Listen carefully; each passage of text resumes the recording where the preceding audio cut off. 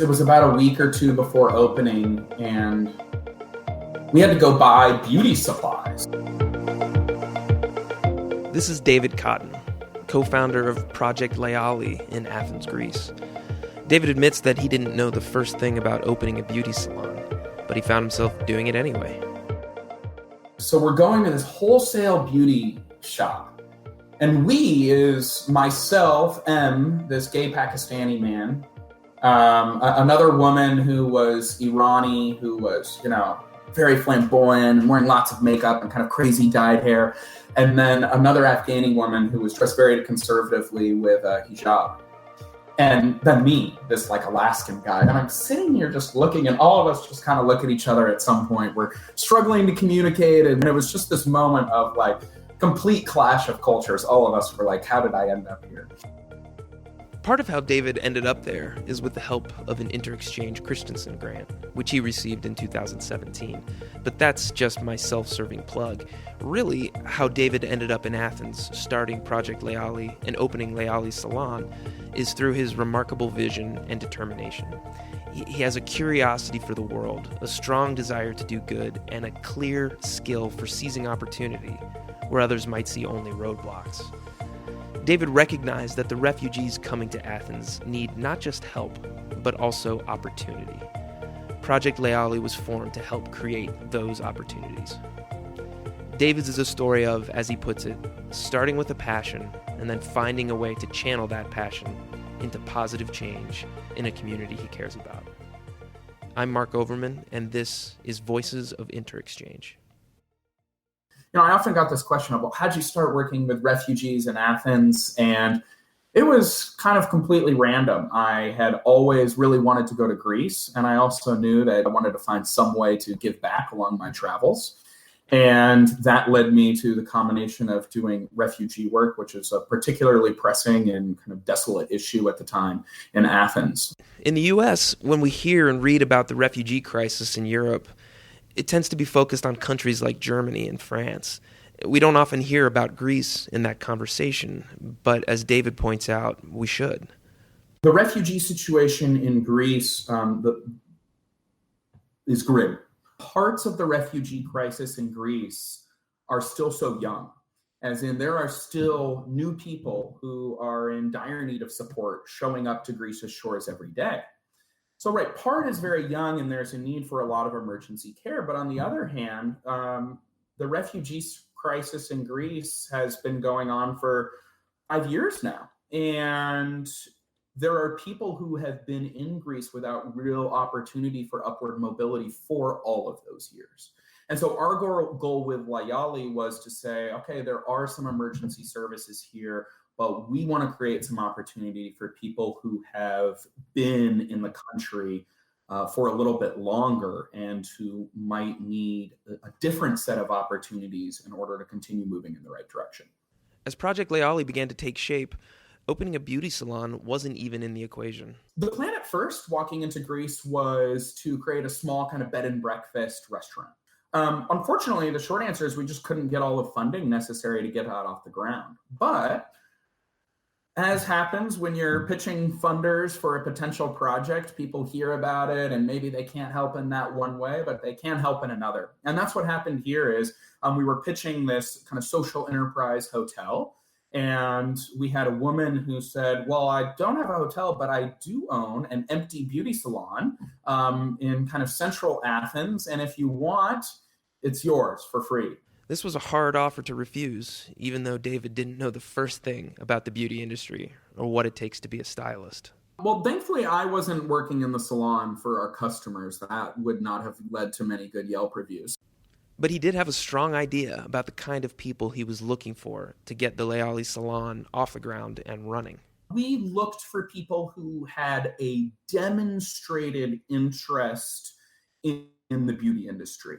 One thing that we found while kind of sifting through various applications is we wanted to give opportunities for people who we knew that opportunity was going to go somewhere. One of those people is a stylist and refugee from Pakistan who David calls M.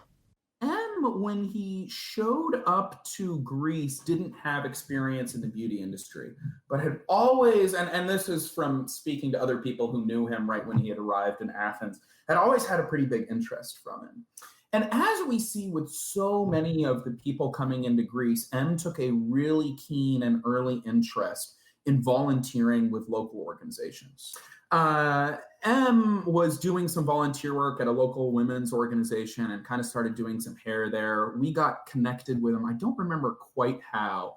I think it was through kind of a resume banking service that one of the local nonprofits in Athens runs.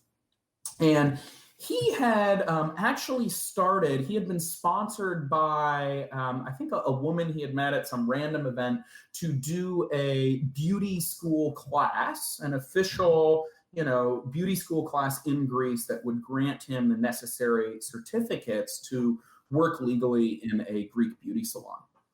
And we met him and we thought, this is our man. He was personable, he was learning Greek, he had the skills that we were looking for, and was really dedicated not just to the industry of beauty, but also dedicated to the refugee issue as a whole, and dedicated to being a trainer for people who might be kind of under his wing later in the process. And the great part is that M was, the scheduling worked out really well. He got to the point in his kind of internship training with the beauty school where he was in need of training hours. And it was a cool moment when we spoke with his beauty school and they were willing to kind of make an exception with him to come do a lot of his training hours at the salon, Project Layali, as opposed to at the salon built into the school.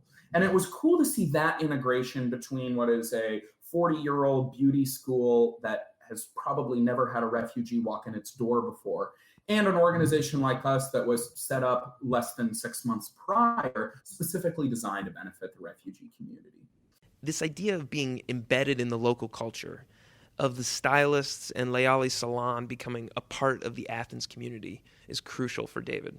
When I think beauty salon, you think like the neighborhood, ladies and guys coming in, everybody chit-chatting while the hair is getting done. And I've heard more recently that dynamic has really started to create. Our other project is a handmade craft shop that is right in the center of the tourism center of Athens. But the salon is it's still in the center, but it's not in a touristy area. It's tucked in a pretty old Greek neighborhood. And it's been really cool seeing some of the people who live right above the salon and people who live up and down the street come into the salon, whether or not they need a haircut.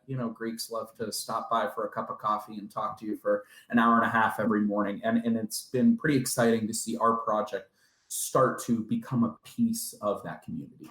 Layali Salon is an example of what's termed social entrepreneurship. In this case, creating a self-sustaining business that's focused not on charitable solutions, but rather on providing employment training and permanent jobs, helping refugees and migrants build skills and networks for future success. Our impact is quite small at the salon itself. There are, I think, 2 employees working there right now. And there are, since 2015, well over 1 million refugees have moved through Greece. So it's important to keep the impact of the salon itself in mind. But when I think about the model that the salon creates, I see that impact start to rise. And one really cool thing that happened is when we opened the salon, we got a pretty good amount of press.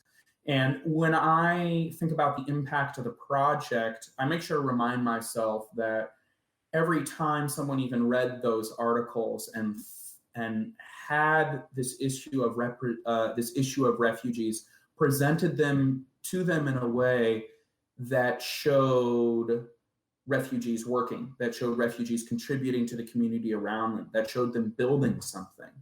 Every time someone read an article with that focus, as opposed to the trend you generally read, people wallowing in refugee camps, that helps create very slowly and very incrementally a new narrative about the ways that refugees and migrants can add to the world around them.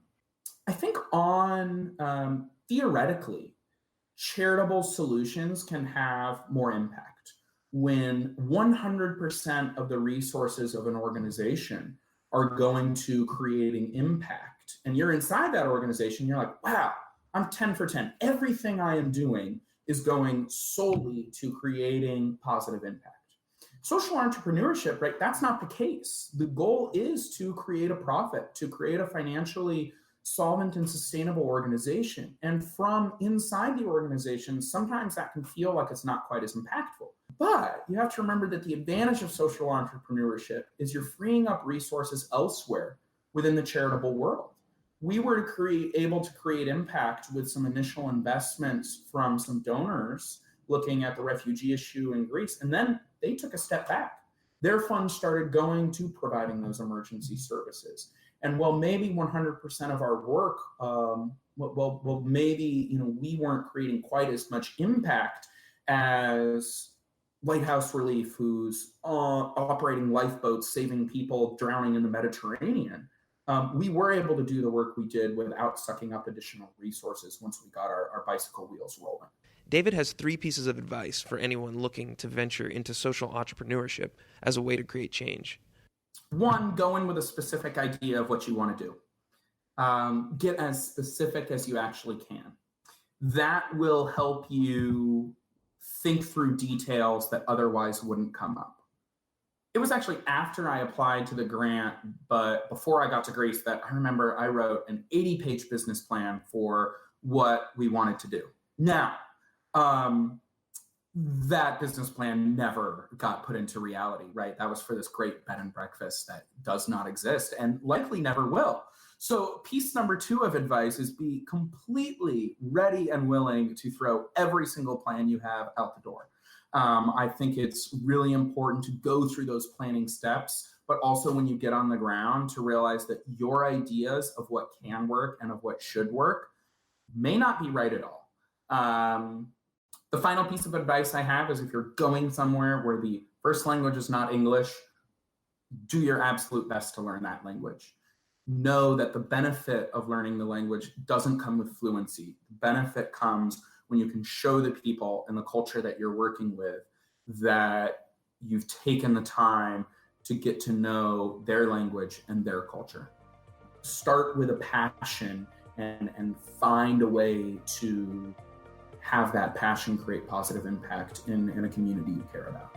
That was David Cotton, co-founder of Project Layali in Athens and an InterExchange Christianson grantee. For more information on InterExchange programs and grant opportunities, you can visit our website at interexchange.org and follow us on social media. I'm Mark Overman, and thanks for listening to Voices of InterExchange.